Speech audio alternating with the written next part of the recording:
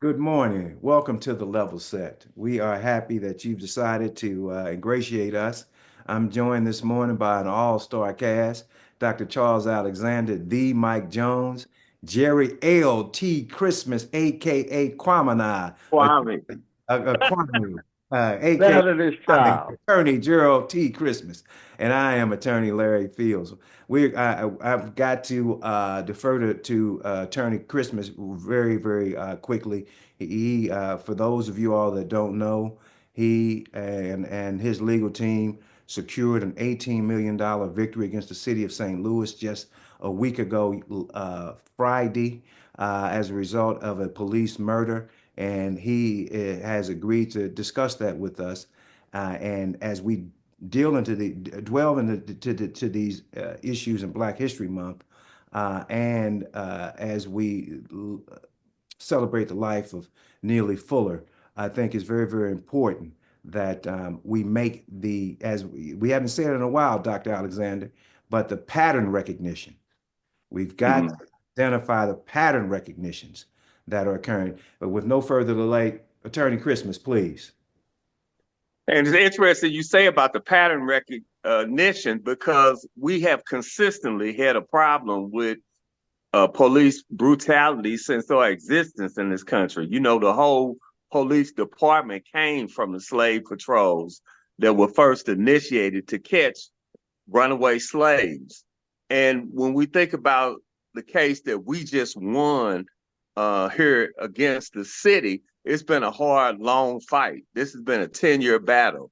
Back in 2015, Mansour Ball Bay, who was 18 years old at the time, had just finished high school. This was August of 2015.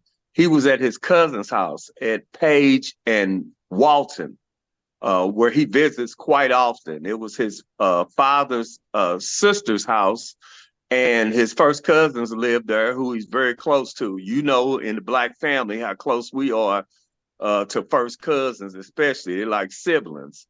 And he had spent the night down there, and unbeknownst to him, the St. Louis Metropolitan Police Department was executing a search warrant on that house the very next day. And they executed that search warrant on the house while he was there in the house. He normally worked at FedEx, is where he worked on a regular basis after he finished high school. He was working full time. He finished high school in June, and he got a full time job at FedEx. And he ran out the house, the back of the house, when they executed the search warrant. He and one other person. The police began a chase of him through the backyard and through the alley, and ultimately they shot and they killed Mansour Balbay in a gangway. And when they killed him, they claimed that he had a gun and he was pointing the weapon at them at the time that they shot him. Well, further investigation showed that there was a weapon that was found on the scene, but that weapon was found 162 feet from where Mansour Bal Bay lay dead. And what we also found out once he was taken to the morgue and an autopsy was done on him was that his spine was severed by the gunshot. What's important about that is that wherever your spine is severed at is where you drop. There's no running after your spine is severed. So immediately the police department knew they had a problem because they had a gun that was 162 feet away and a victim is indicated with his spine severed and no weapon there. So it was clear that he was unarmed at the time that he was shot. We don't really know if Mansour Bey was ever armed because the first time that I met Mansour was at the morgue. I never met Mansour alive to question him to even know if he even had a weapon in his possession when he ran out of that house. I tend to believe he may have never had a weapon. One, he had no criminal history. Uh, he didn't even have fingerprints in the system. Oftentimes, and I've dealt with a lot of criminal cases and criminal defendants, usually people that are involved in criminal activity have had arrests before and usually are in the system. Mansour Balbay was not in the system at all. So initially, the Force Investigative Unit for the St. Louis Metropolitan Police Department, Officer Englehart, who headed that, went down to talk to the medical examiner about this because they already knew two things couldn't be true. He couldn't have had a gun pointed at them and then shot and ran if his spine was severed, because he's unable to run with a severed spine. And Dr. Graham did not perform the autopsy, but he signed off on the autopsy because with the medical examiner's office, the chief medical examiner is not going to always be there. So there will be assistants that will be there to do the autopsy. And it was one of the assistants that did the autopsy, and he signed off on it. He was very much aware of their credentials and credibility and understanding and knowing how to do an autopsy. So when Englehart got down to the morgue, they had already released the body to the funeral home. And he was going through a drawer that they keep body parts in because he wanted to show Englehart the severed spine. And he could not find the spine in the drawer. And he immediately made a call to have the body brought back to the morgue. Now, this is the first time that they've ever had to do this. To our knowledge, to Englehart's knowledge, and to the medical examiner's knowledge, that they'd have to bring a body back after they've already released it to the family. Not to mention that they did not notify the attorneys or the family that they were retrieving the body back to the morgue. So they brought the body back to the morgue, did a second autopsy, really just opening him back up to go in and pull the spine out and show that the spine had been totally severed to Englehart.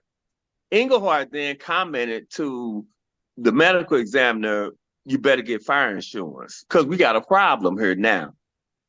Subsequently, Englehart later ended up scratching out on the autopsy about his spine being severed, and then tried to come up with a theory that maybe the bullet nicked his spine and then it unraveled, and it kind of like a bionic man, he just ran another 162 feet as his spine unraveled and came loose.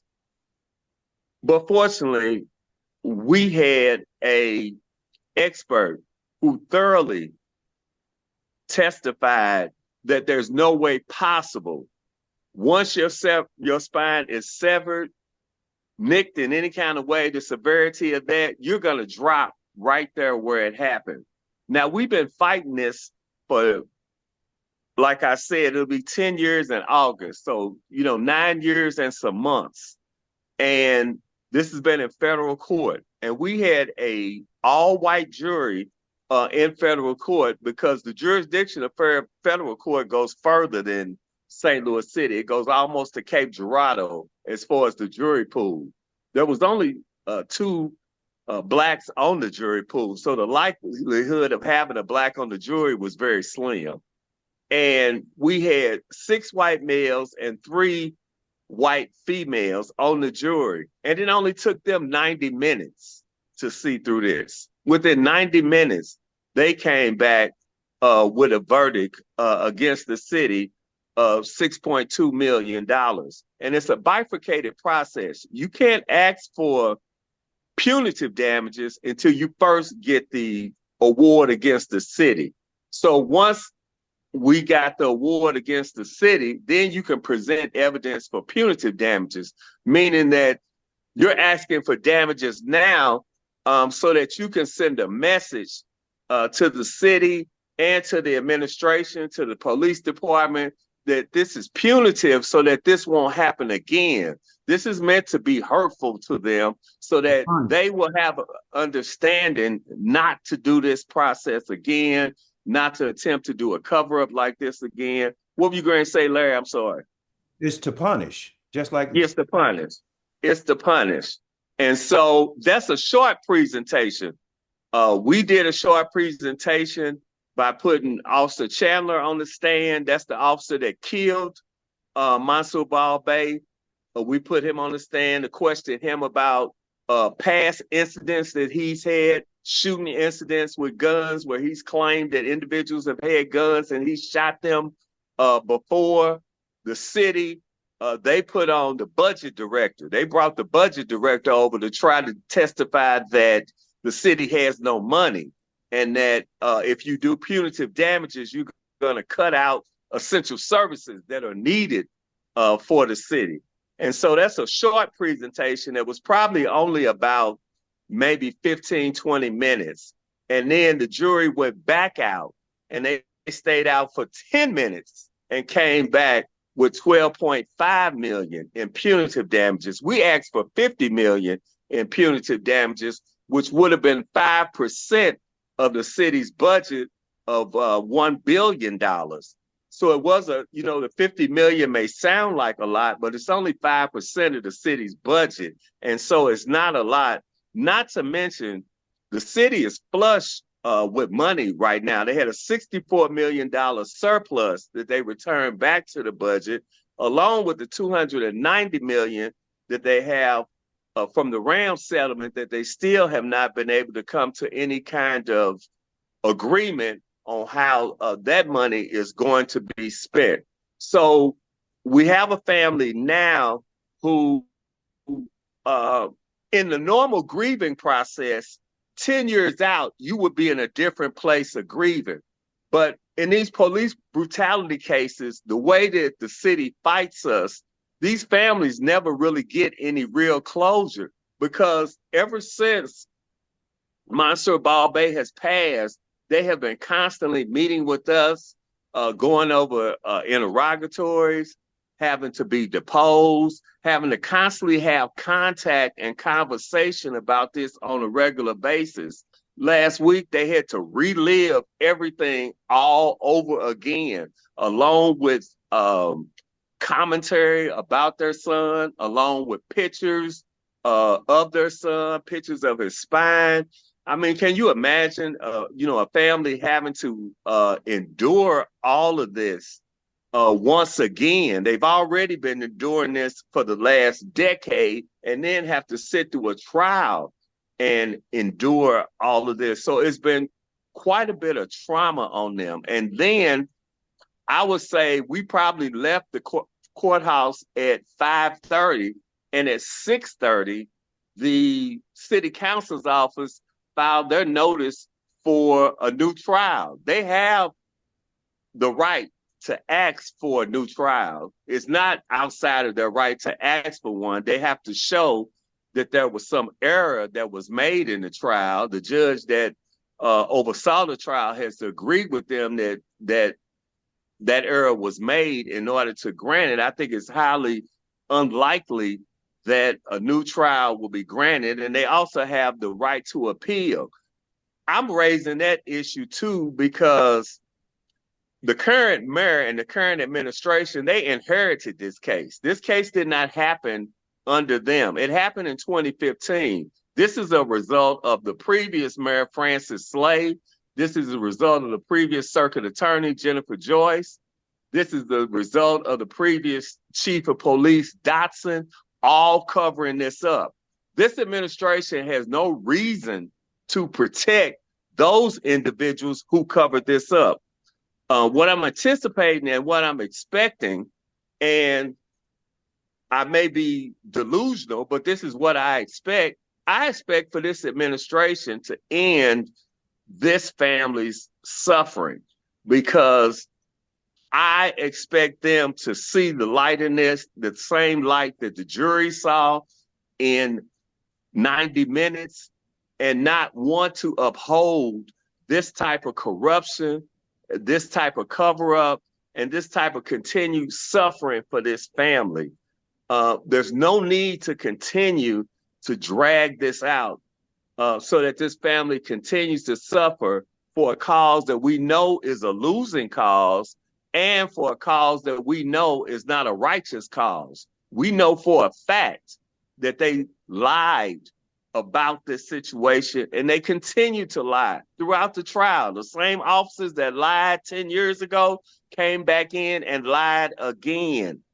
And the jury saw right through all of those lies. So it's no need for this current administration to continue to support those lies, especially when you look at our mayor who has a African American son that could be in the same situation with the police. Any of us could be in the same situation with the police. We don't know how many people, and it's a team of Chandler is the officer that killed Mansour Balbay. Vaughn was his partner, but we don't know how many bodies Chancellor and Vaughn have on them, how many young Black people they've killed, making the allegation that they were pointing a gun at them at the time that they shot and killed them. So we're really pushing to get some resolution in this case and end the suffering for this family. Gerald, first of all, lawyer to lawyer, you all did a masterful job.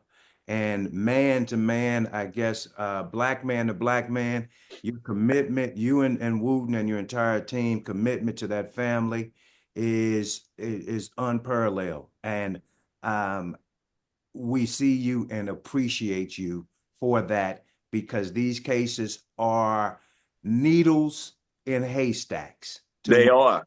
They're They very, are. very hard to win. And if you try that case 10 times with the facts you have, you will win that case maybe 4 times on a good day. So on a good day. As a lawyer, thank you. As a Black man, thank you. But before I open it up to these two brilliant individuals, I want you to go back because you gleaned over the fact that this police officer was a killer.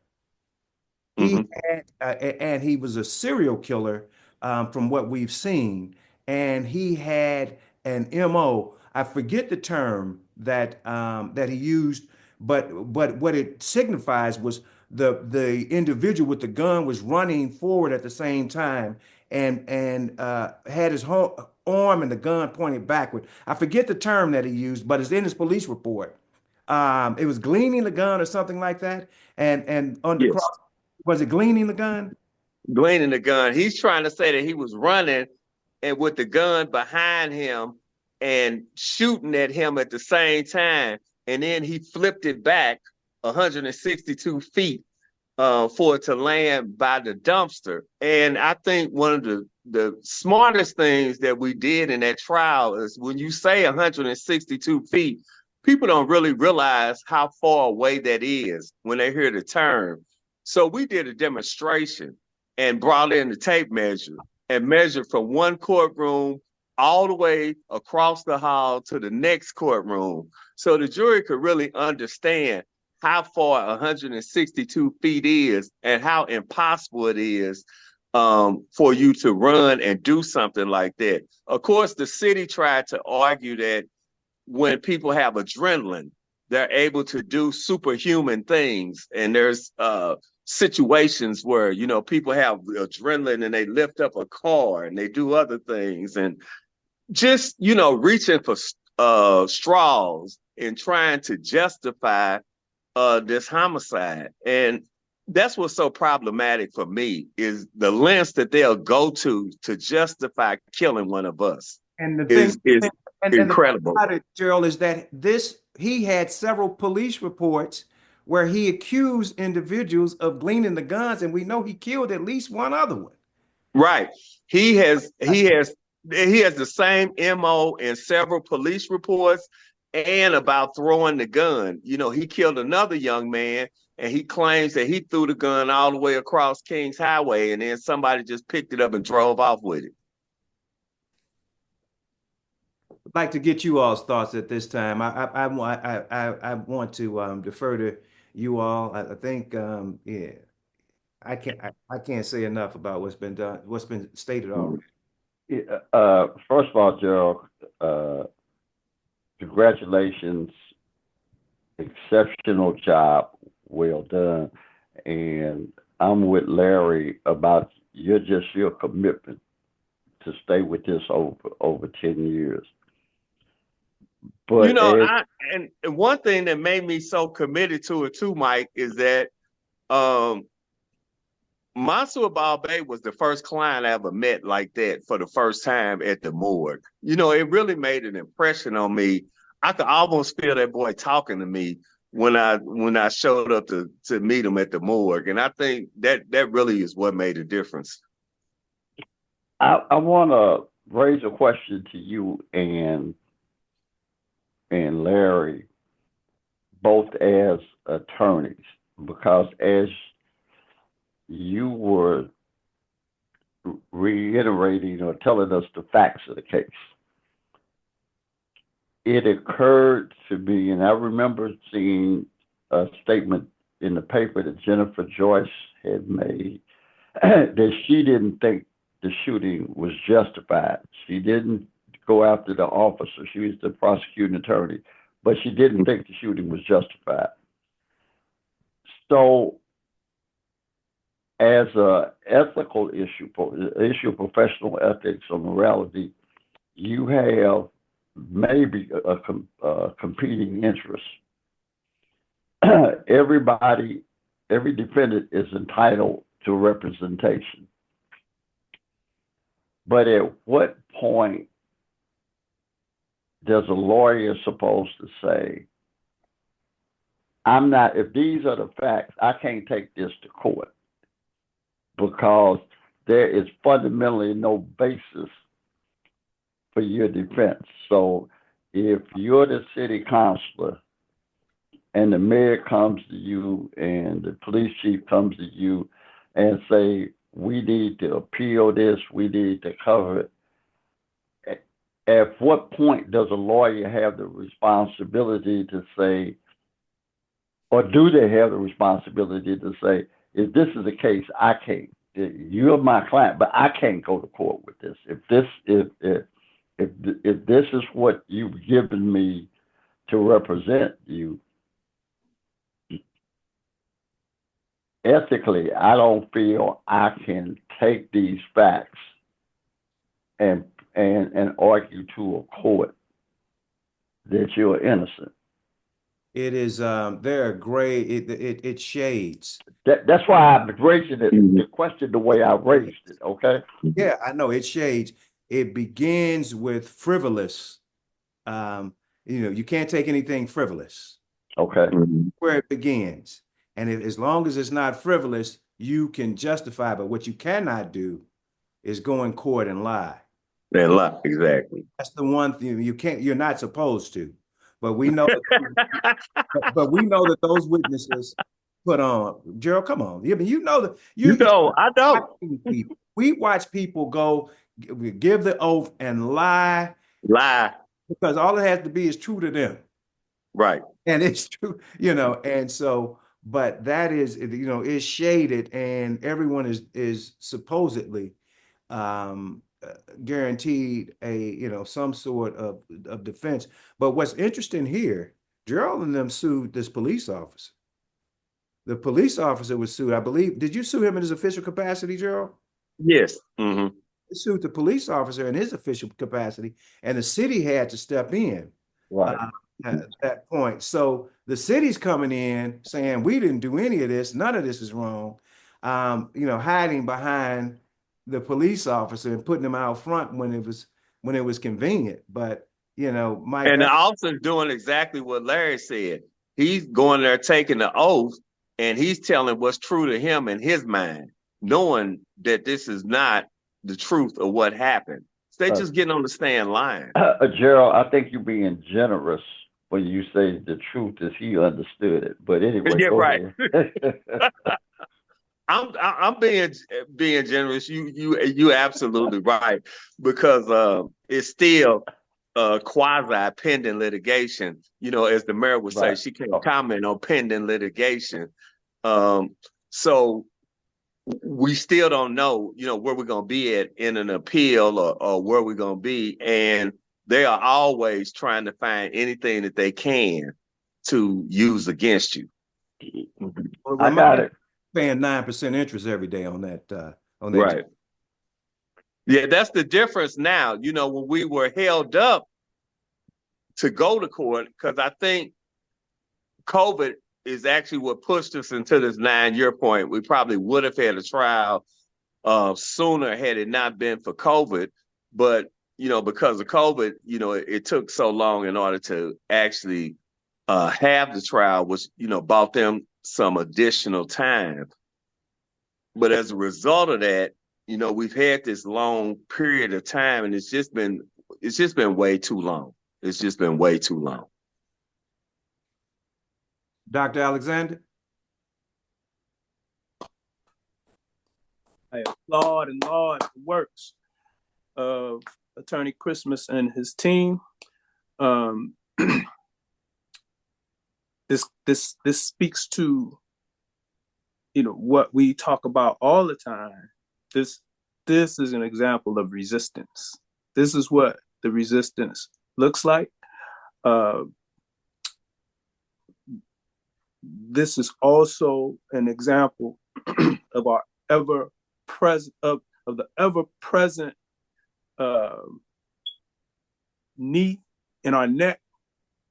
You know, the system always has its knee in our neck. This is, you know, this thing actually, you know, this thing clearly predates, you know, all of the time we spent in the streets. And, you know, in the most current iteration, these things that have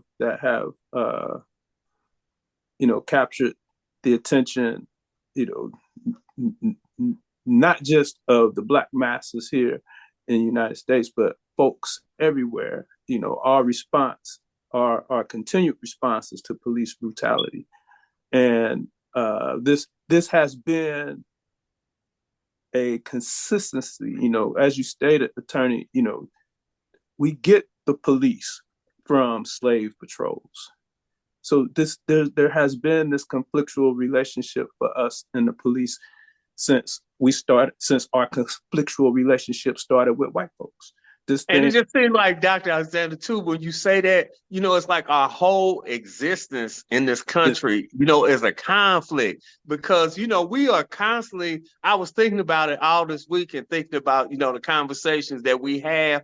We constantly in conflict with, you know, trying to decide, to me, you know, are we going to have the Black agenda, or are we going to have the American agenda? And we're not Americans, and this is not, you know, our country. This is not our thing. We have to drill down and focus on, you know, what is in the best interest of our people. You know, and I think we have to be selfish about that too. I don't even like people of color anymore. Don't use that with me. You talk about Black people, because, you know, and people of color, we get lost in the shuffle. Everybody else is ahead of us, and then we in the back. And I say that to say, we have people in place like the mayor who's Black, the city councilor who's Black. You know, they could end all of this today, but they caught up in not the Blackness. They caught up in trying to follow the American thing and the city situation, instead of focusing on, you know, what is going to be in the best interest for me to do running this administration for Black people as a Black person. And either one of them, and the crazy thing is that not only could her son be killed by the police, both the city councilor and the mayor could be killed by the police just as easily. Misunderstanding, they could be shot just as easily in St. Louis by the police department. Just as easy as I can get shot. When I get pulled over by the police, they don't know I'm an attorney. All they know is I'm black with dreads. That's what they know when I get pulled over. I'm black. It's a black man with dreads, and they come into the car with that same intention, or they come into the call with that same mindset, or no matter what you're doing, they are still approaching you with that same mindset that you are black and you could be trouble or you could be dangerous. That's in their first mind. That their first mind is not that you're innocent and that you're not going to be a problem. Their first mind is that you're going to be a problem. And that's why I always have to teach, especially young people, about de-escalating the situation. I shouldn't have to teach them about de-escalating the situation. The police are trained to de-escalate the situation. But you have to teach our people how to de-escalate the situation because you want them to survive the situation. Because if they don't survive the situation, then they're not there to be a witness for you. And that's the problem with Mansour Ball Bay. He didn't survive the situation. So I have no context from anybody else but the police. And because of this situation, we have added context to the nature of this conflictual relationship. And so this is what this thing has looked like. We could, Red Summer, 1919, this, city after city after city, police brutality, or some alleged rape of a white woman that led to the police going and stringing up some innocent black man. Mm-hmm. Harlem Rebellion, some 43 and 64, police brutality, Watts Riot, 65, police brutality, the Detroit Rebellion, 67, police rebellion. In response to the police to the people rebelling, what do white folks do? They created SWAT. They created SWAT in 71 as a response to our response to their violence. They created more violence, right? And then we have the LA rebellions in response to the murder of Rodney, to the brutality and beating of Rodney King. Colin Kaepernick takes a knee. Why? Because of the police. We have was the brother Oscar, Oscar Grant in Oakland. The police, the Metro Police, right? Like the transit police killed him. And then we get Mike Brown, the police, overreaching, overstepping.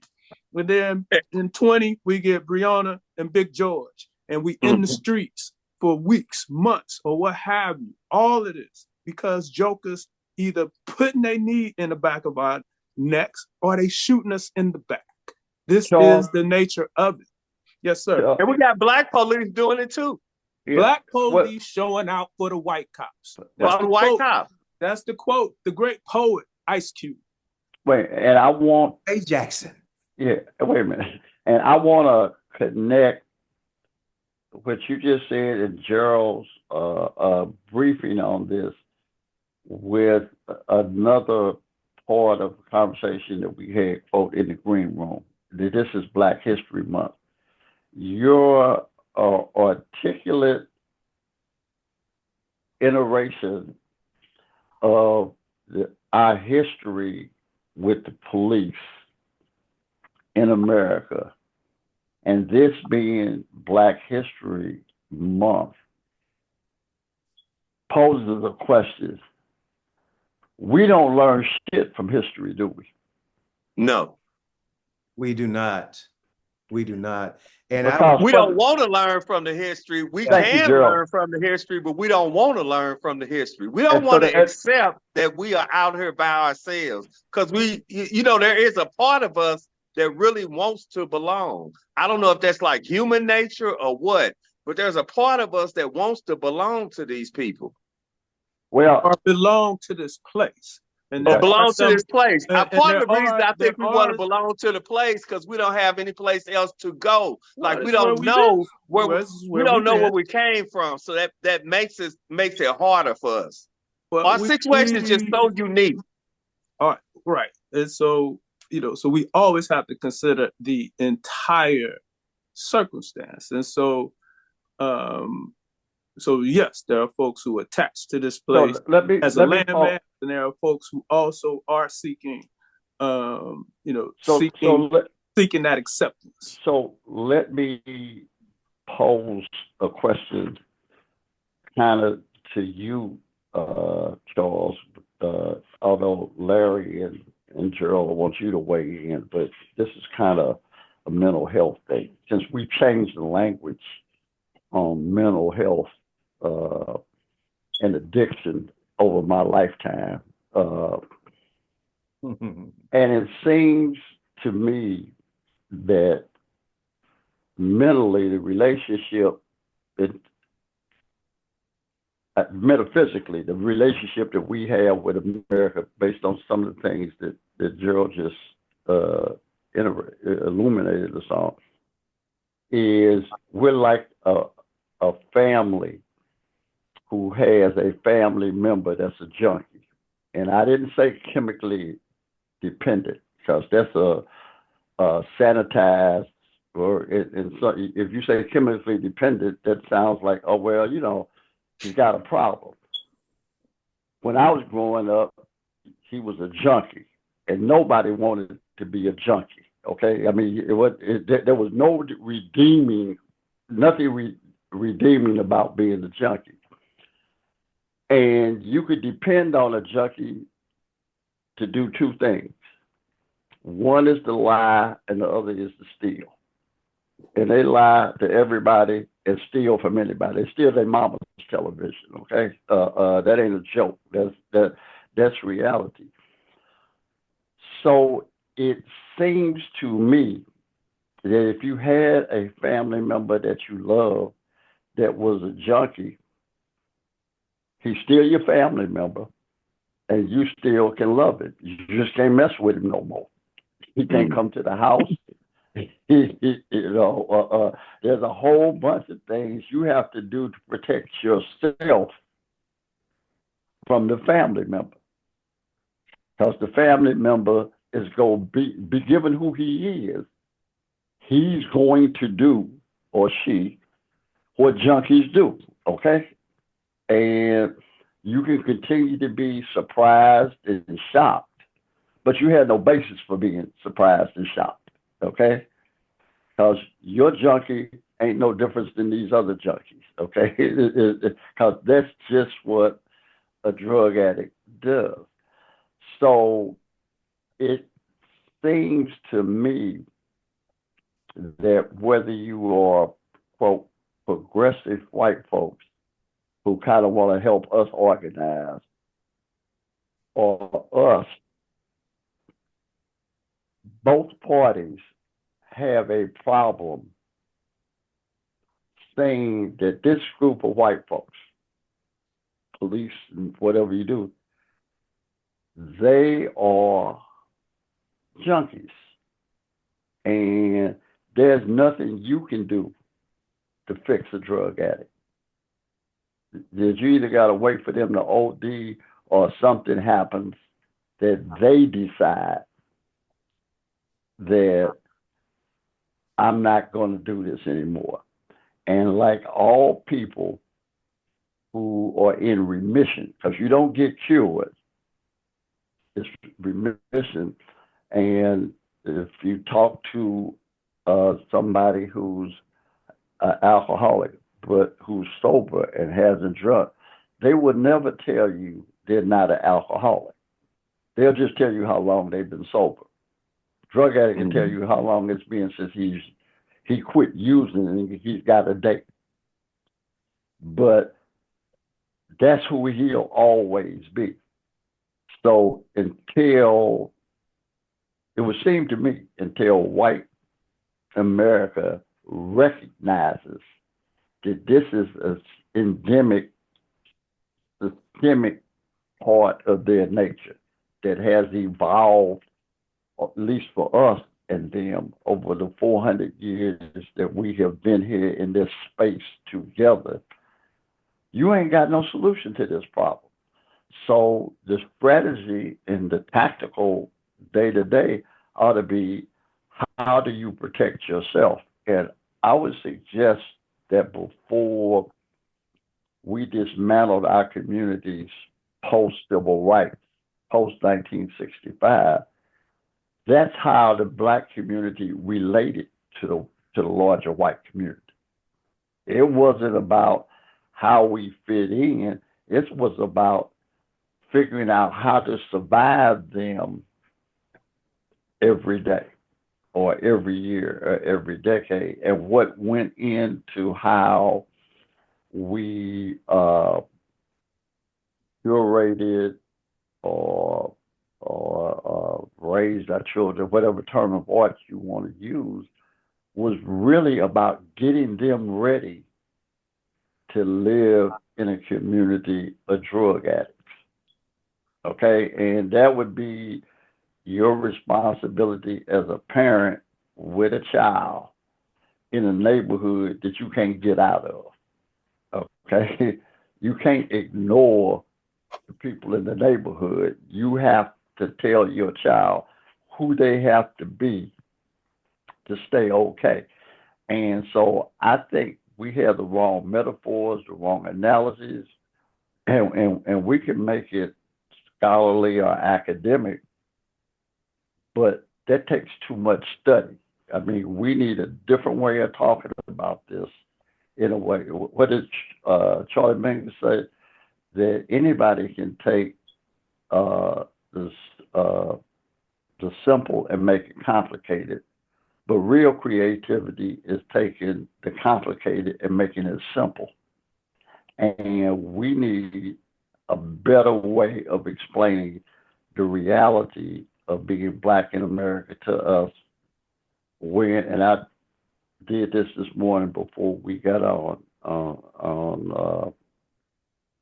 Zoom with each other, that, I said 87% of the Black population alive today was born after 1965.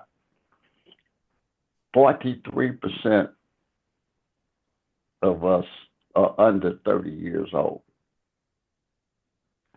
And that's the problem right there. Right. And the other 44% is under 65. Mm-hmm. So you put them two things together, and America's still a junkie. Okay, it's still a junkie, but we don't know. But we don't know that now, anymore. Mike. Right. We don't know that anymore, Right. and we are teaching our children how to appease the junkie. Like you say all the time, if you bring your kids up in these white environments, the one thing they're gonna learn the most is how to appease white people. We've had that conversation multiple times, and that is what this generation knows, is how to appease white people. Let me say this, Gerald, because you raised it when you talked about the individuals that could make your problem, that could make this situation go away, and do the right thing. But when I look around this screen, I see 3 additional people who went to school to solve the problems of their own community. When I think about those individuals that you look at, and you talked about, that are in positions of power within the city now, they all appear to have been trained to solve the problems of the white community, not ours. Especially the city councilor. That is a different problem. That's a different, when you talk about the demographics, 87% of individuals being born after those dates, that's a major issue that we have. And when you got Larry, you have the city councilor and the circuit attorney both coming out of Dowd and Bennett. Those are 2 critical offices that run the city. So now you got 2 people trained to appease the oppressor that are now running the city. And do you know, on the trial staff in the circuit attorney's office under Gabe Gore, you only got 1 Black attorney, and that's Jimmy Edwards' son. That's why he wouldn't be down there if he wasn't Jimmy Edwards' son. He wouldn't have him down there. You understand what I'm saying? Y'all do know this conversation is is sliding to a very classist space. These people you talking about don't represent the majority of Black folks. Whether you talk They about their don't. kids or whether you talking about who they are in particular. But they have such a big But impact they on them, not though. Black folks. They are a percentage of Black folks and a small percentage of Black folks at that. Mhm. I'm not just talking about the arguing. impact that I they am not have. arguing their impact. I'm Okay. arguing the description of Black folks based on these people. Okay. The majority of Black folks experience the life of the brother that you just serviced his family. Right. They the same folks who got the white man's knee in their neck. They not sending their kids to private schools. They're not fleeing urban areas and going to live with white folks. That's not happening. That's not the reality for the majority of Black folks. That certainly is a subset. And so, so when we look at the whole piece again, like, how do we fit in and who's identifying with America and who wants to be accepted? I mean, again, we can look at, so that's like asking, so why didn't the people leave New Orleans when the hurricane was coming? Because they couldn't. So we stay where we stay by and large because we can't go. Mm-hmm. And so we have to be, so to that point about the history, we have to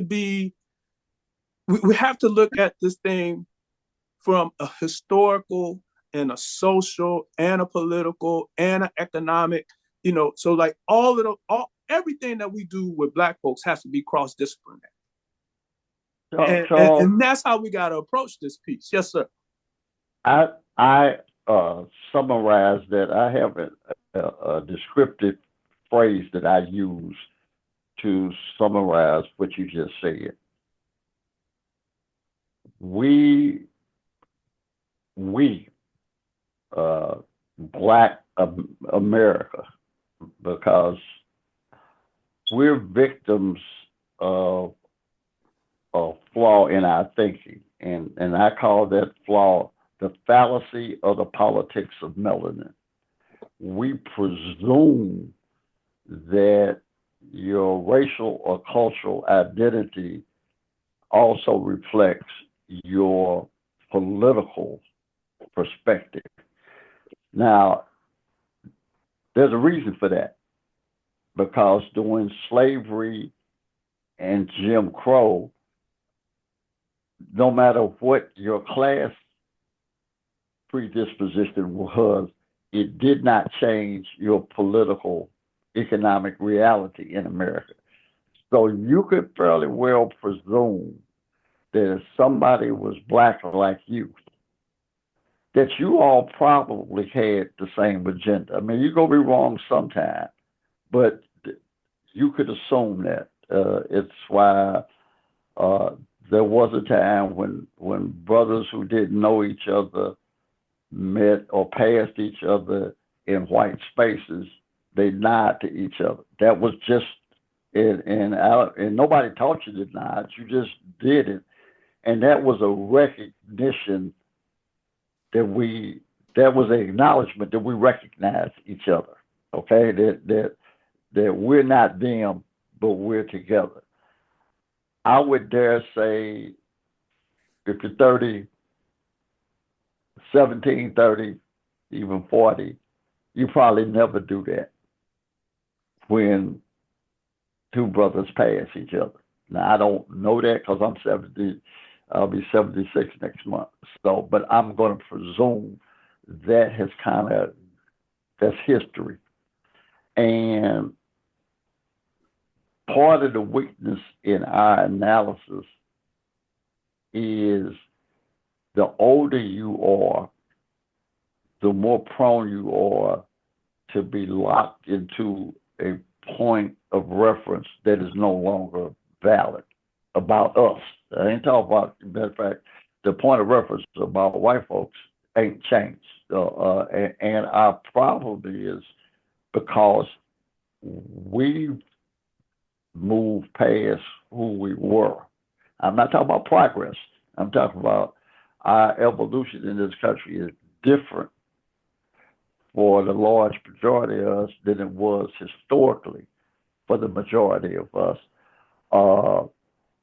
We now collectively end up with a different perspective on white America. And the one we have does not accrue to our benefit. And matter of fact, it puts us at a disadvantage. Charles, you and I traded some text about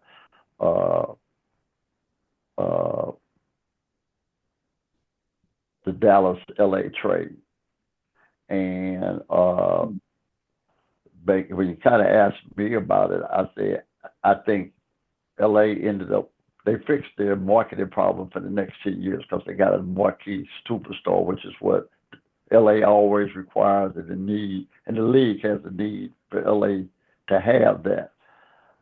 I said, but LA is not going to get any better because they got two people at the end of the game, two players at the end of the game that got to be on the floor and can't neither one of them defend nobody. So fundamentally, they are literally a worse team in crunch time than they are before the trade, in my opinion. That's where we are, okay? Because when you look at our demographics, nobody that's on the floor for us now can make the reads that you would have expected somebody black playing in that moment to make. And historically, you'd have been wrong sometime, but you'd have been right most of the time. And if they failed, it would have been a failure of execution, not a failure to not understand the situation. And now I would suggest that we got players on the floor that would ask the Charles Alexander or Gerald Christmas or Larry Fields, why did you throw that pass? Because it sailed out of bounds because they're not where they're supposed to be. Because they don't understand the game the same way you understand the game now. They're literally playing, we all playing basketball, but they literally playing a different game than you're playing based on how you learned how to play and think about the game and how they didn't learn how to play it and think about it. And to me, that's at the guts, that's the really the foundation of our dilemma in this moment. Bad as white America is, our biggest problem is us. And how we deal with information and how we are vulnerable, and like this part don't change across the social economic spans, right? So, case in point, we certainly have a problem with white folks and white police more specifically. We have a problem with the system, but police brutality isn't the greatest manifestation of the impact of that system on us. So we spend an inordinate amount of time, and I'm not saying we don't need to address this, but we spend an inordinate amount of time on this when wherever you go, the number one killer for Black folks is heart disease. So the number one killer for Black folks in St. Louis ain't the police, it's heart disease. The number one climatic risk to Black folks in St. Louis is flooding. We ain't doing nothing to handle neither one of them, right? And so we're focused on, and I'm not saying we don't need to be focused on the system. I'm saying we need to always be vigilant about the total impact of the system, and we have to fight on all of these fronts, and this is one of those fronts. But when we get into this part of the argument, it invariably gets to this point where it's like,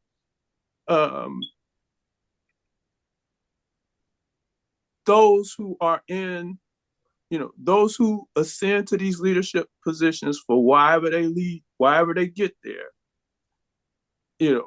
they get identified as, kind of like the face of the community, and they the leeches in our community. And that's why they respond to our community in the way that they respond to our community. They're not characteristic of the sum total of the Black community in St. Louis, nor are they characteristic of the Black community anywhere else. They're a small number.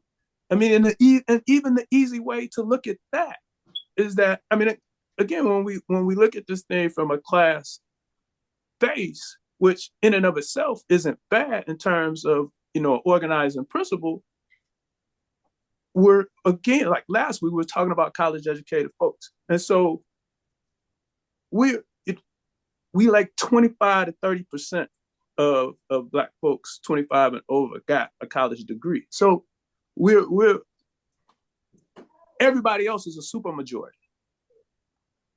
They got a different set of issues. They got a different set of resources.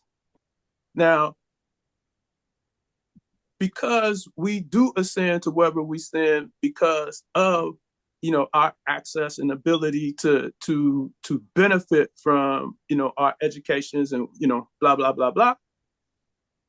It is reasonable to assume that there is some relative validity to in a conceptual way, to this thought about the talented 10. Now, the problem with that is, is that, and this ain't no new concept either, this was also one of the conclusions that Du Bois came to, is that talented 10 don't have the interests of the masses in mind. In fact, they're very self-interested. He came to that conclusion. However, yes, however, the problem, even with that conversation, Black folks still arguing about whether the talented 10, whether Du Bois is right or Booker T. Washington, when Du Bois himself said he was wrong. Mm-hmm. And so when we're looking at all of these things, we got to do it necessarily from a dynamic point of view, gather all the data, know what is. And so like today, we know what is. We know the consistency is, this contentious and conflictual relationship that we continue to have with Black folks for the reasons that we came here. They brought us here not to even have us here, right? And so they brought us here to get done what they needed to get done, and then they've been baffled ever since in terms of what to do with us. And so that has been the nature of the thing. We have crazy relationships because literally, kind of going to that mental health space, Mike Jones, it could be argued that we suffer from Stockholm syndrome, right? And so that's that bonding, with the, like literally bonding with the aggressor. But again, that's exactly what we got, Dr. Alexander, because yes. we are not only we are bonded with them. We got a cord attached to them. And that's what makes it so problematic. But again, even that isn't necessarily central to us. It might explain why our bond. It ain't central to our success, is what you're saying. No. I'm saying it's not central to, like, we're the only ones kind of struggling in that space. I mean, people come here for different reasons, but they come nonetheless. So everybody is fascinated with this space. People come to this space for different reasons. Ours was, we were kidnapped. Right. So they came free of choice. We didn't come free of choice. But these other folks come here because this is the proverbial land of riches, only to find out that it ain't that. But they come nonetheless. And so game white. So this whole thing is it's a unique education and propaganda, right? And so you see the impact that this thing has on people everywhere. And so we are always confronted with the need to figure out our relative relationship to this thing. But again, this isn't there's nothing about this moment that is discordant with the nature of our history. It just looks the way it looks because it's this moment in history. Mm-hmm. But it's the same thing. I mean, so Ruggles and what's the other brother's name? Frederick Douglass was arguing with these guys about where y'all going. Them guys was going to Canada. And they was like, come on, Fred, you come with us. He said, no, I'm going to stay and fight. That was why many of those folks didn't go. Many of those free folks could have left at any time. But they said, if we leave, what happens to the people who are enslaved? We got to stay here for them. Right. And so we are still kind of in that situation. Mm-hmm. And so we still have people who literally, fight the fight where they are, because the least of these who look like us don't get jacked, if not for us. Black doctors and Black lawyers are doing exactly what you just did, Gerald. Y'all, by and large, y'all not servicing white folks. We're not. We servicing Black people. Yes, because if not y'all, then who? Mm-hmm. Right? And so that's why we don't go. Mm-hmm. That's why we stay here. Because we still also got the problem with. We also still had a problem, like Harriet Tubman said, I freed 1,000 slaves. I could have freed 1,000 more if they only knew they were slaves. And so let's stop using that one, because there's nothing that even documents that she actually said that. Plus, she ain't free 1,000 folks. So let's find a different. Let's find a different. 100. I say 1,000. Harriet Tubman. Harriet Tubman said she freed about 70 people, and most of them were related to her. But Charles, in that day and time, that was major. Wait a minute. Oh, it absolutely wait a minute. But I started out saying, sounding could be a little facetious, but in all seriousness, in the need for empirical validation or verification for what we argue, that ought to be a criteria that ought to be the first order criteria for anything we're considering. There's also a need for mythic and heroic heroes. There is no culture or no people that don't have to have, who was Samson and the jawbone of the ass. I mean, whatever. I mean, it was probably 6 guys if he did that many. But he said, I can't. If I write this with him doing killing 6 Philistines, what's the big deal? It got to be 1,000. Okay, so at some point, Harriet Tubman is also a metaphor for something bigger and more profound, and she needed a number that makes it because the reality is the number don't matter. The number don't matter. The principle of the comment, and here's the point. I agree with you. There's no historical record that she said it, but for that statement to be valid and true, which I think it is, as a principle, it needs to come from somebody like Harriet Tubman. Ultimately, it is consistent with the nature of the conversation that we have. That's what I'm talking about. Absolutely. So, the thing is, as a literate, reasoned person, the masses won't always understand, but you ought to understand the difference between when you're speaking literally versus when you're speaking metaphorically. Okay, as long as you understand the distinction, you can make the argument. Okay, and that too, and that too, in some of our conversations, that also impacts how we move, because we know that the masses aren't always able to discern between the the The literal myth and the reality. and the myth and reality. And we know this, and one of the reasons we know this is the Bible and church. Right. Right. And so and so and that too impacts our agency. Right. Right. And that's also, I mean, and that's also the tricky thing with our mythological people. With our mythological people, that impacts our agency, because we be sitting around waiting on the next myth. Right. Right. And so we need that next mythical person, as opposed to resting control of the moment and doing what we need to do. And so again, and that's why I applauded on the front end, in that, like, this would be a prime example, and it was like the same reason we was talking about Percy Green. Everybody's talking about all the time, my man who does this work all over the, what's the other brother? What's the attorney's name? Ben So Crump. people talking about Ben Crump all the time, right? We spend every Saturday talking to the dudes that do this shit for St. Louis for 2 weeks, for 2 hours every Saturday. We talk to the dudes that do this for St. Louis.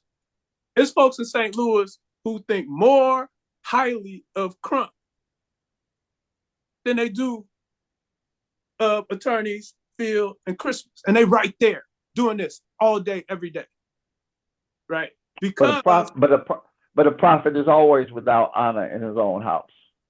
And that narrative, in that parable, we got to challenge that, and we got to challenge our people. This is a big thing, for the reasons that Larry says. Like, so if they tried that case another 10 times, they'd lose the majority of the time. Right. And here it is, like, within a month's time, we got this case from Attorney Christmas, and we got the wrongful death case with the amusement park. Home runs. But if somebody's going to run for office, they're going to tell Ben Crump to come and stump for them. So, right. You know that the business inside of the business of the comment that you just made, it writes itself. Now, you just mentioned Ben Crump. Now, that family was from St. Louis. That family from St. Louis reached out to Ben Crump. Ben Crump reached out to Gerald. Ben Crump reached out to Gerald. So, I mean, you were 100% right. And I can remember Gerald had to leave us because he had a 10 o'clock. Does it go to me? Over. But when we were on the scene with Mike Brown, and Gerald and I were in a church in Ferguson, and they were talking about going to get Ben Crump, and Gerald and I was like, why would you get anybody besides us? We got everything we need right here. We never raised any fuss. Ben came, and he, and we all, like Ben.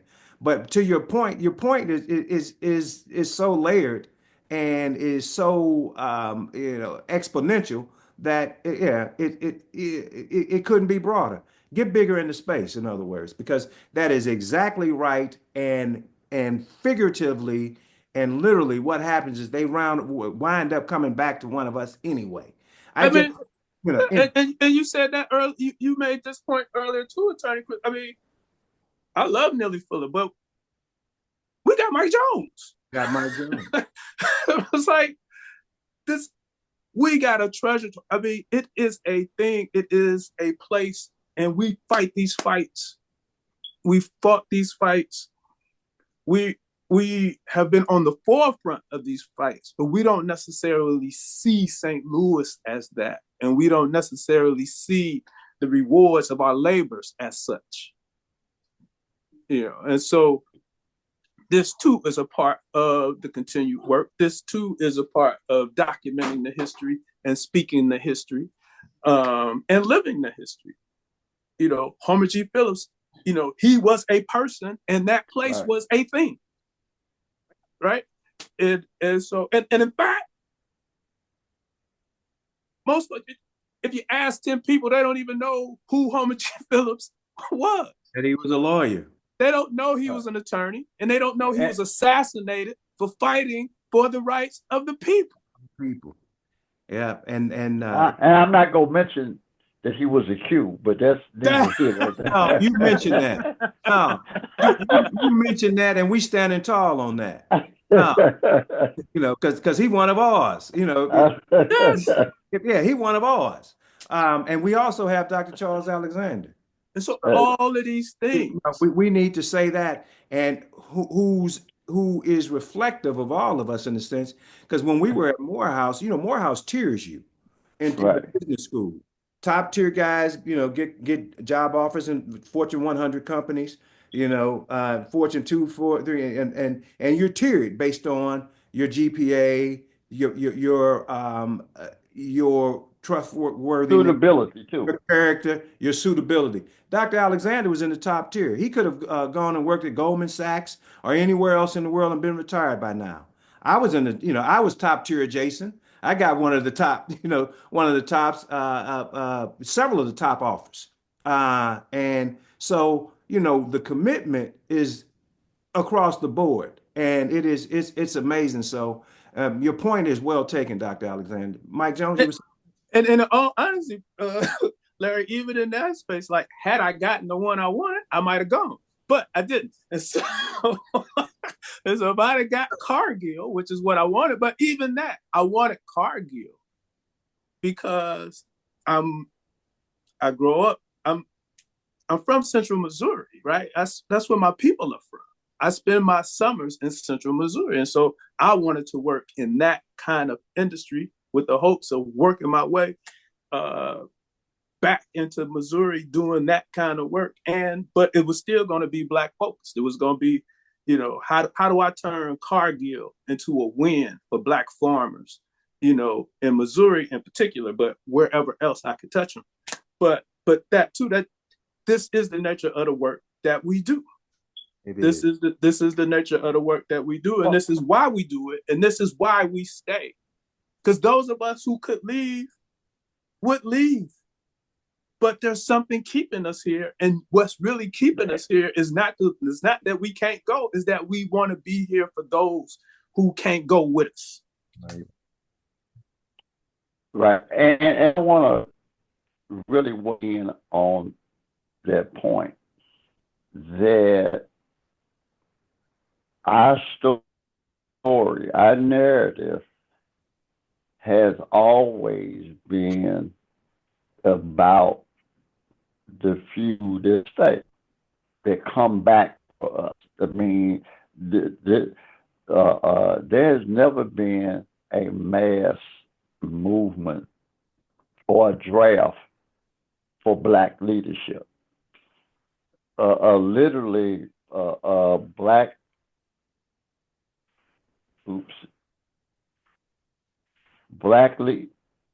leadership fundamentally has always been Leonidas and 299 other Spartans at the pass of Thermopylae, holding the line against a Persian army that had even that time. And I always use, people actually, and most literally probably think it's just a movie, but it's a real thing. And it is one of them moments that change world history, because at the pass of Thermopylae, they lost the battle. I mean, they got wiped out.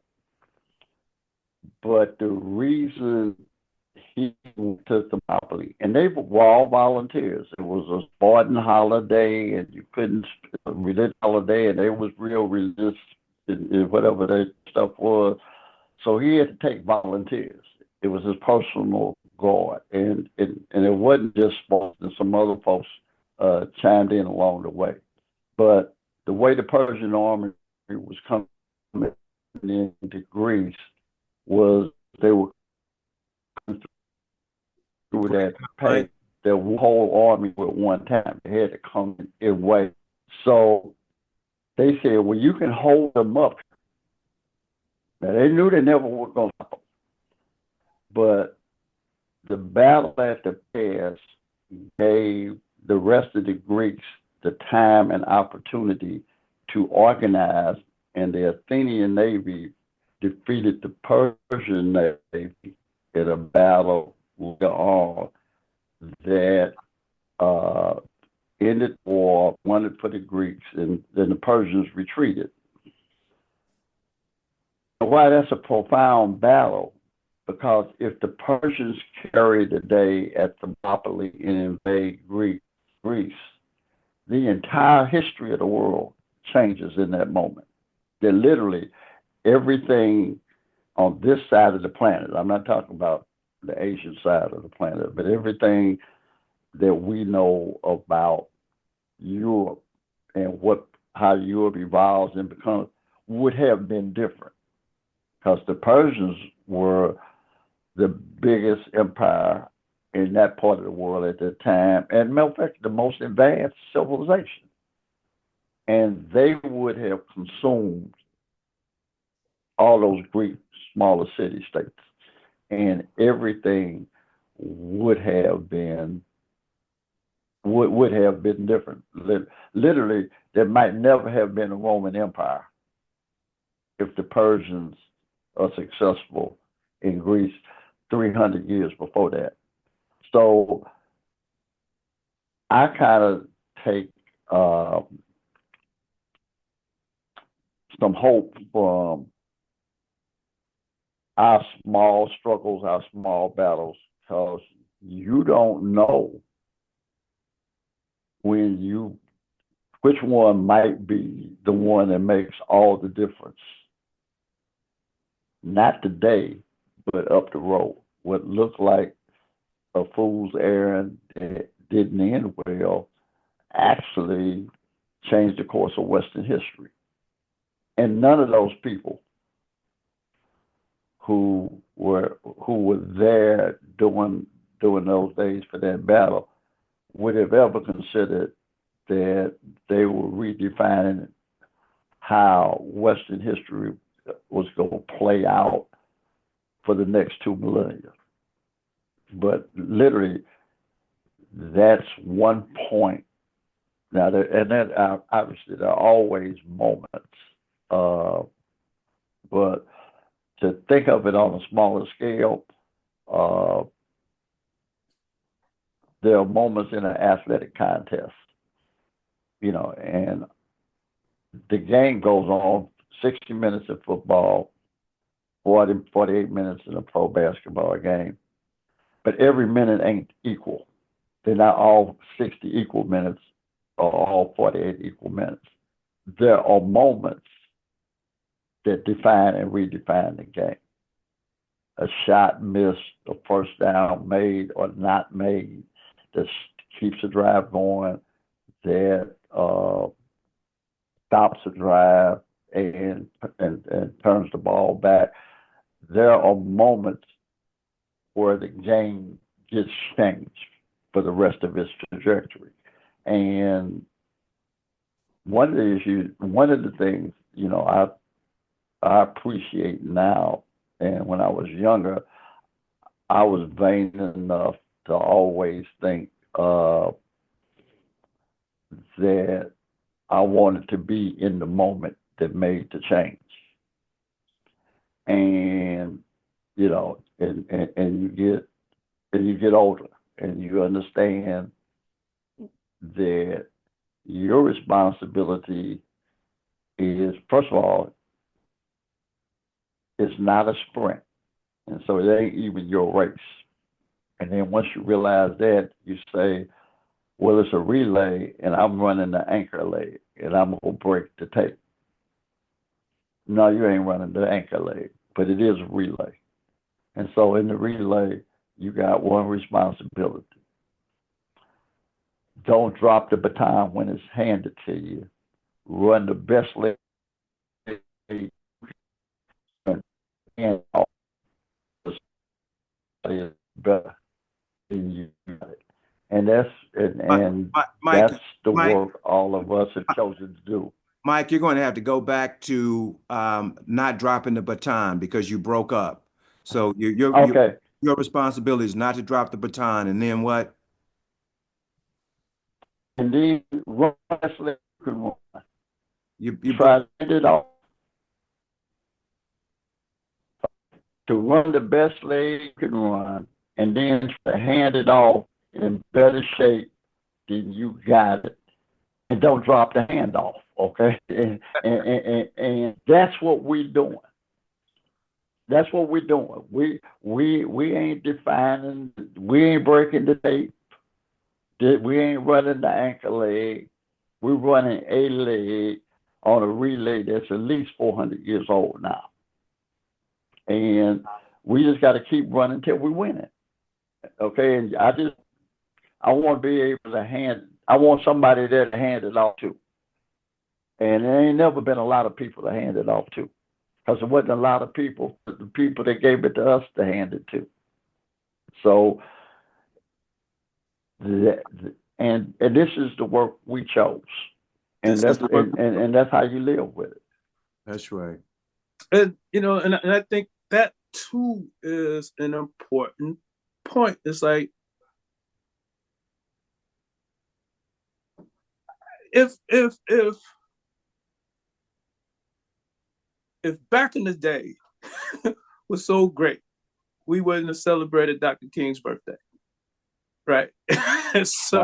So back in the day was just what it was, right? And the fact of the matter is, everybody wasn't doing that work, but there were people doing that work. Right. And they were doing that work, in many places. Like, he didn't start the movement in Albany. They was doing that work. He didn't start the movement in Selma. They was doing that work. Birmingham, the same. Mississippi, the same. All these places, people were doing the work. Similarly, in St. Louis, people were doing the work. And that's why I mentioned Percy Green earlier today. That's why we talked to Mike Jones. Mike Jones did the work and is doing the work. Right now, Attorneys Fields and Christmas are doing the work. And it's like, we don't do it because we don't do it for the recognition. We do the work because the work got to be done. And if we don't do it, again, ain't nobody who don't look like us lining up to serve us. That just ain't happening. And so, and people look like us ain't lining up to serve people us. who look like us ain't lining up to serve us, right? And so, we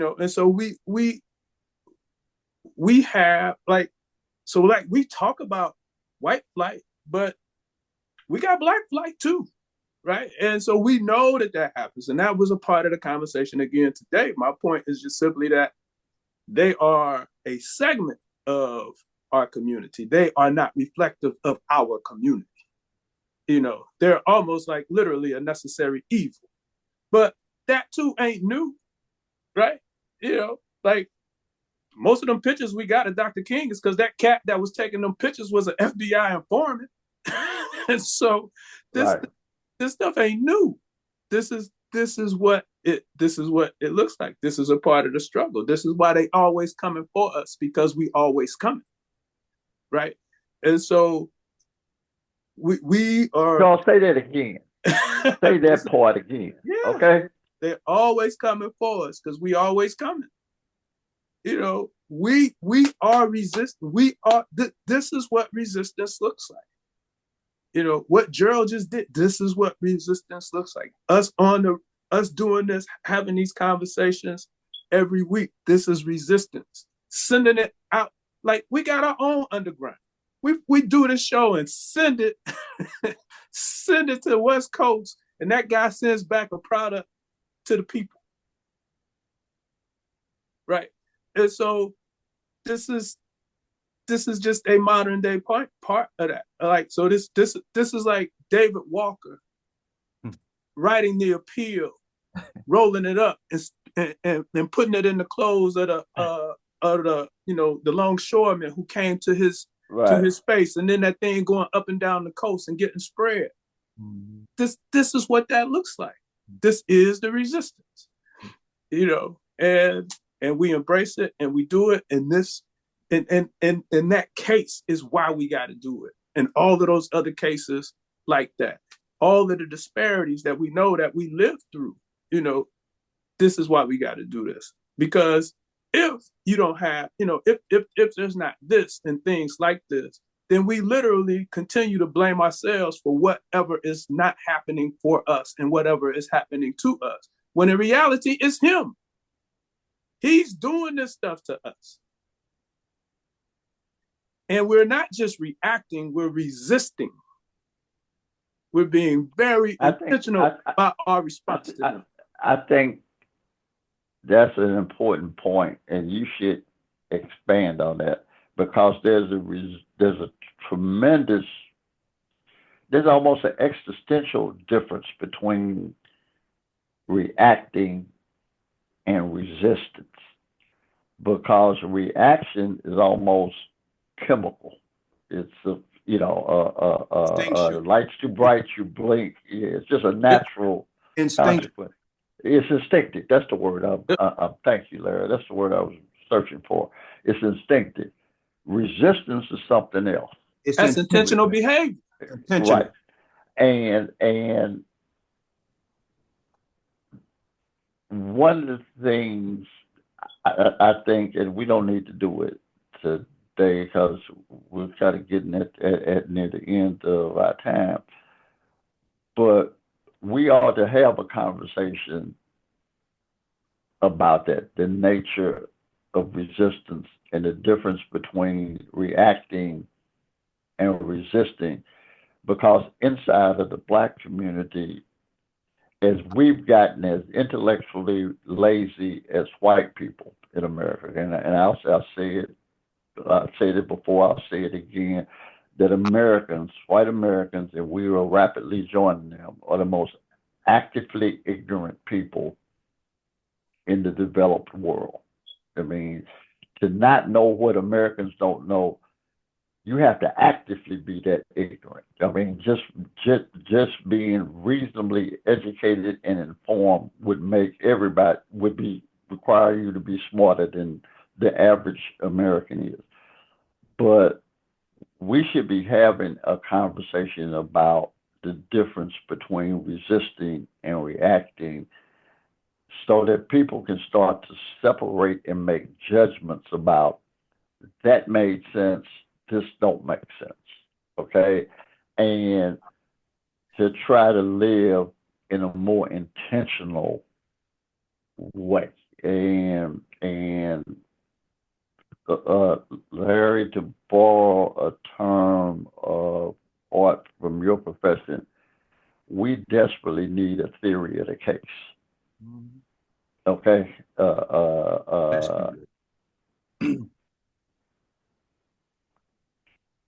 That would be agreed, and I think, I believe that we've had multiple attempts to do just that. I think our theory of the case probably is like, so again, if we go back to the color conventions movement, I don't think we're in terms of what confronts us and how we need to address what confronts us. I don't think it's changed much from what those brothers and sisters put forth in that 30-year span. And I don't think it's much different than what we see when we look at like the manifesto of like the Black Panther Party, or the I think it's 10 points that the Nation of Islam has. I don't know what they call it, but they I know they don't call it manifesto. But if we look at various documents that Black social political organizations kind of establish, as their reason for existence. I think they all probably, line up pretty well. And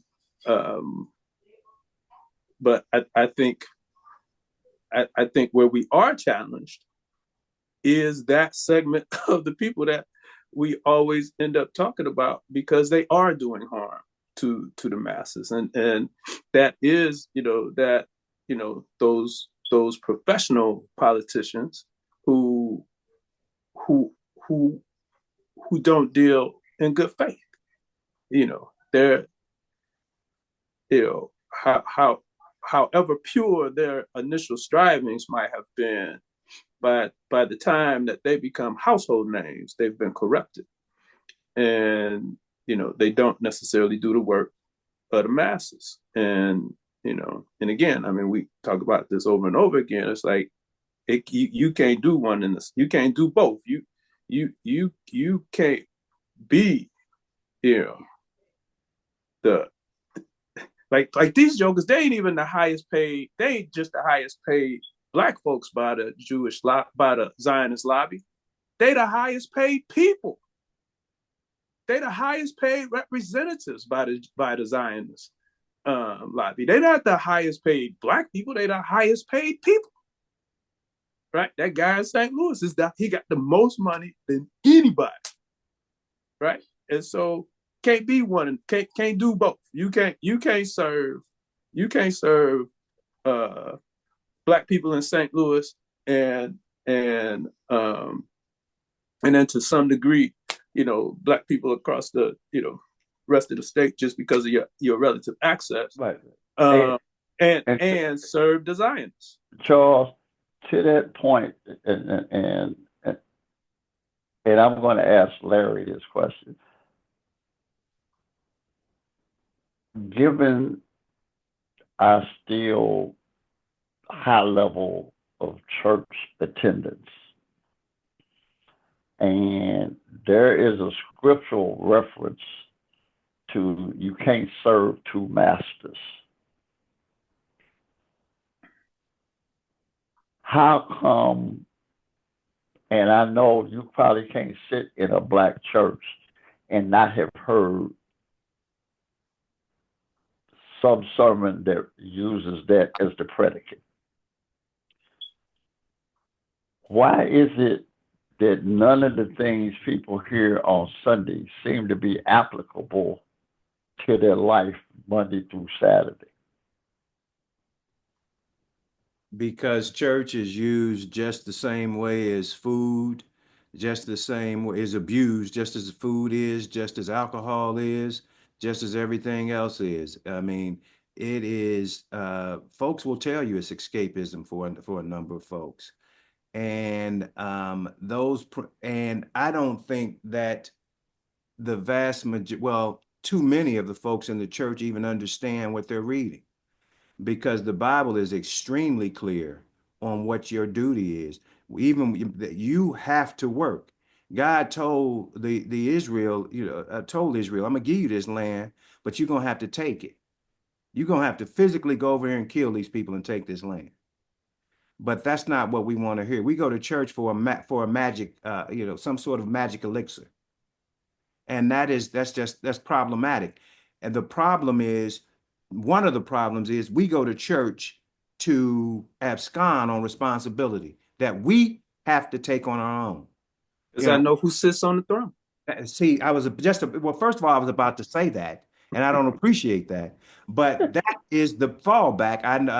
Because no matter what happens in this election, he's still on the throne. Yeah, he's still on the throne. That is problematic. He's on the throne when in the genocide of Rwanda. Won't he do it?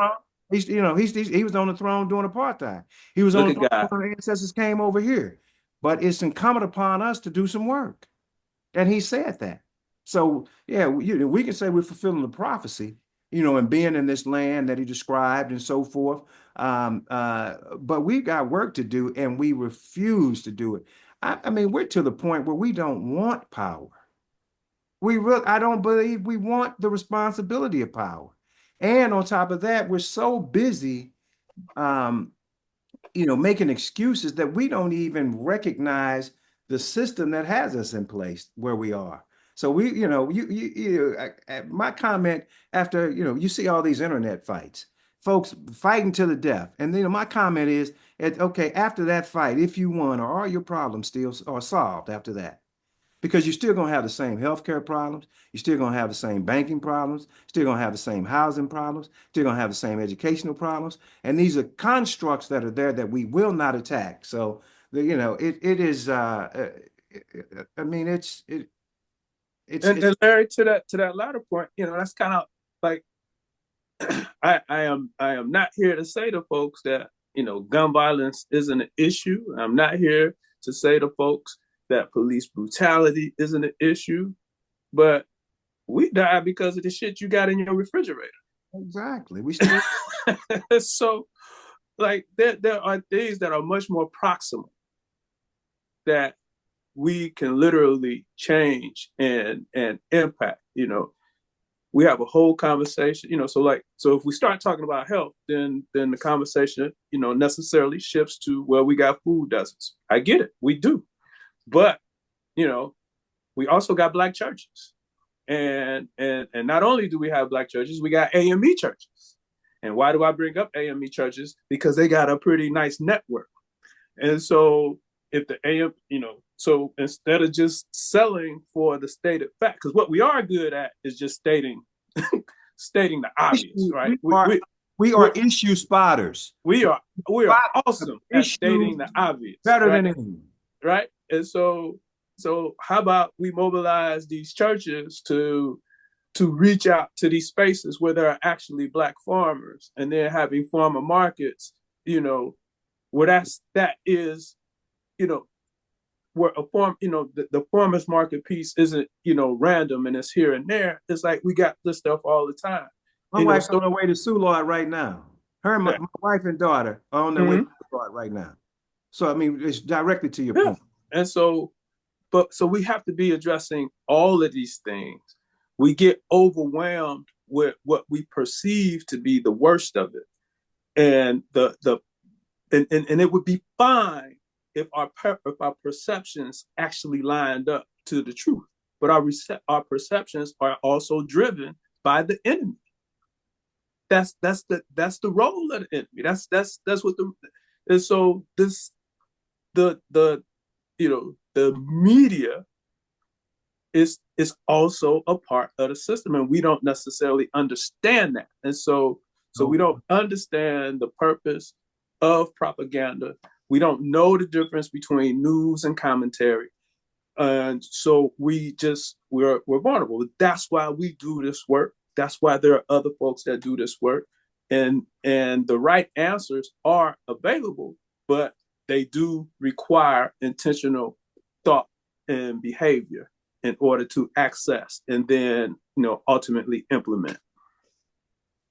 Adolf Caesar was not wrong in Soldier Story when he came to the realization at the end of his wrong ways, when he stated, "I'm not doing nothing them folks say do no more."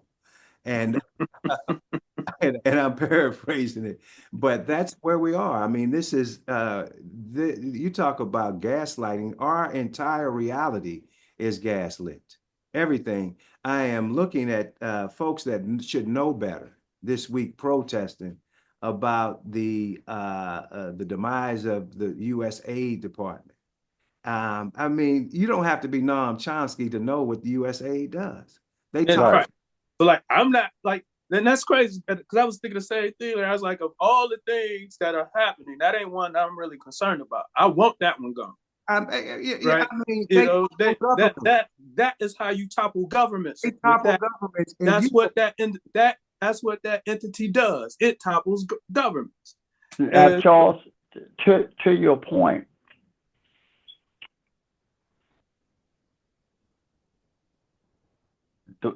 now this is what makes the Trump thing fascinating, because either he is an agent of the Chinese which is possible. The Manchurian candidate, right?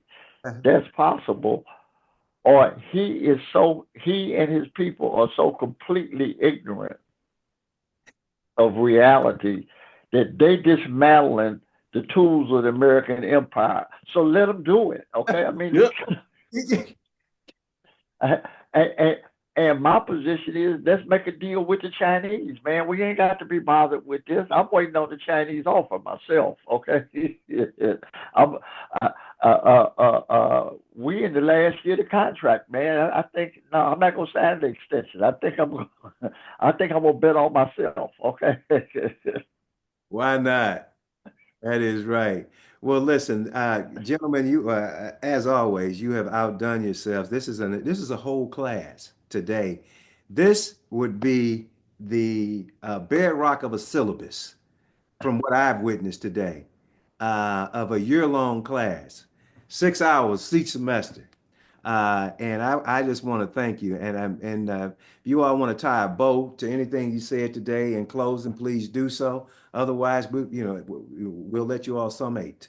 To be Oh, mine is continued. easy. Mine is, and this goes back to Gerald, uh, and and Mike Jones speak. We try to figure out what a 162 feet is. It's 2 basketball courts.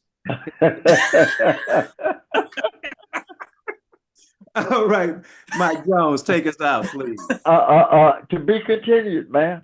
That's it. That is it. And I mean, and that summates everything, and it goes directly with the track parallel, the track anecdote that we gave. Yeah. So we want to thank you all for tuning in to the Level Set. And if you're watching this on YouTube, go ahead and hit the subscribe and like button. And if it's the Lord's will, yeah, and the creek don't rise, we'll see you next week.